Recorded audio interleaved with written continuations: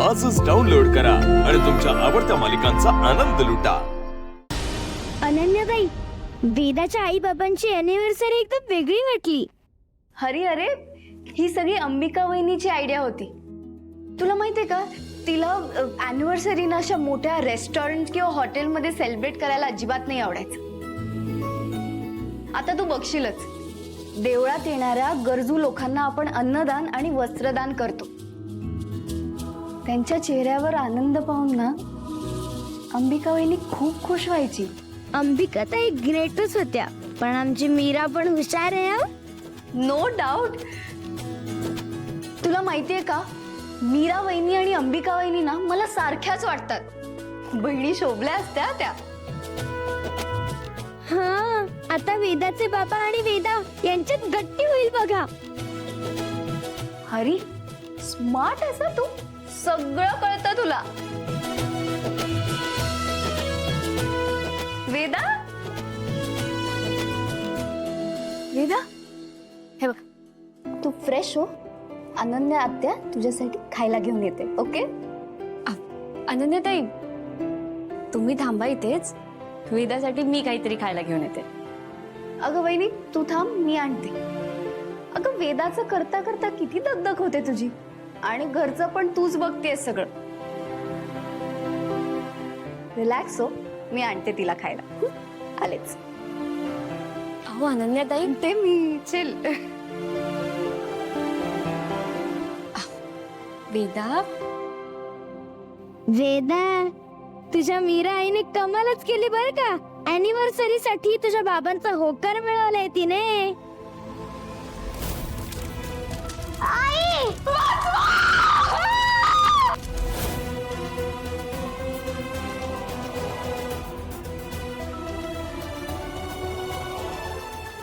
काय गरज होते सगळं करायची?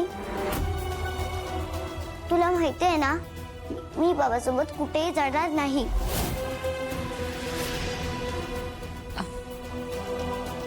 वेदा बाळा, बरं ठीक आहे, चल माझ्यासोबत ये। ये वेदा।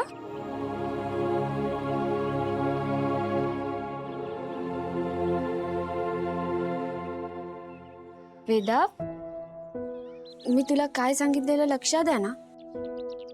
देवाघरी गेलेली आपली माणसं आपल्याला आकाशातून बघत असतात।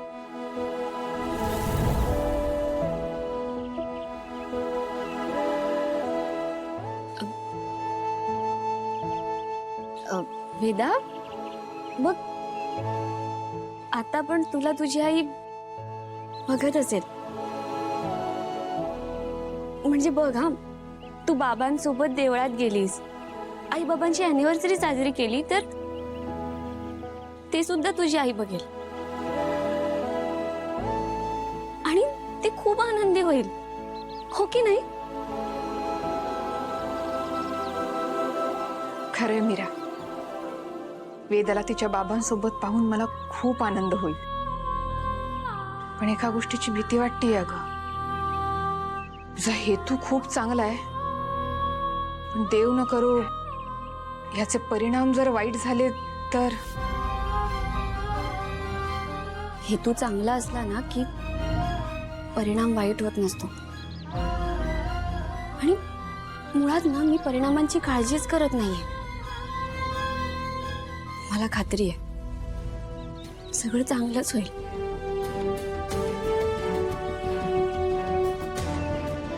मी वेदाच्या बाबांदेखत जळत होते तेव्हा त्यांनी काहीही केलं नाही, आणि आता हे अॅनिव्हर्सरी सेलिब्रेशनचं खोटं नाटक कशाला करतायत?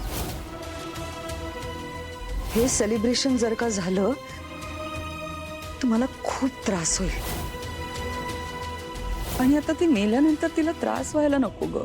तिच्या आत्म्याला शांती मिळायला हवी ना।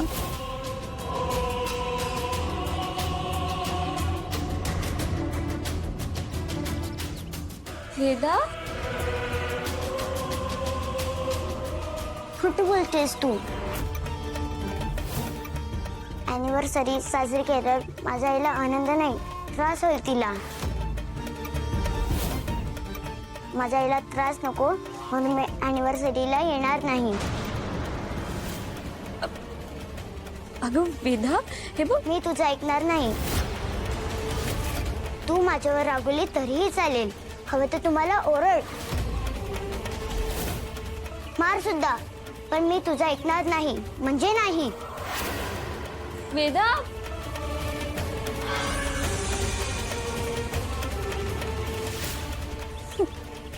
काय झालंय वेदाला?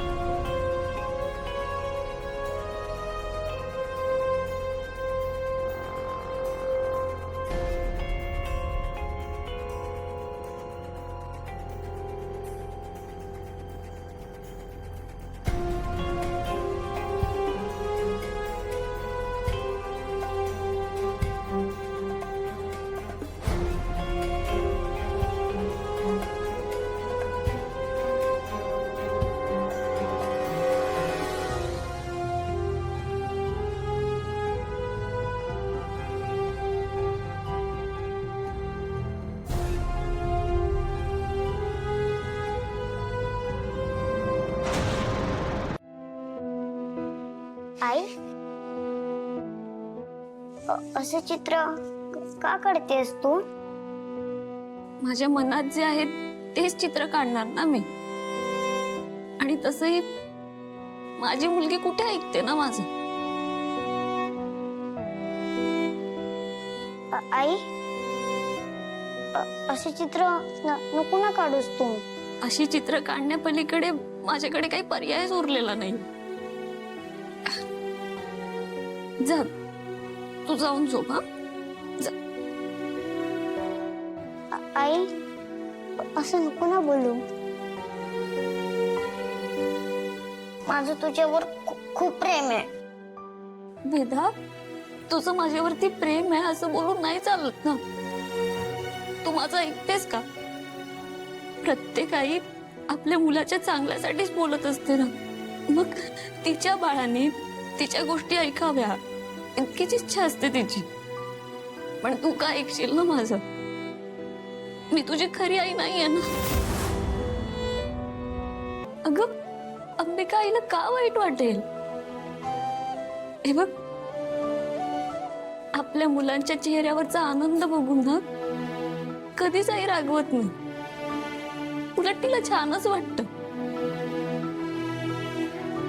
तू छान नेहमी हसत खेळत राहावं अशीच इच्छा असणार तुझ्या आईची. पण जाऊ दे, मी तुला का सांगते ना, तुझा माझ्यावरती विश्वासच नाही. तू जाऊन झोप जा. जा.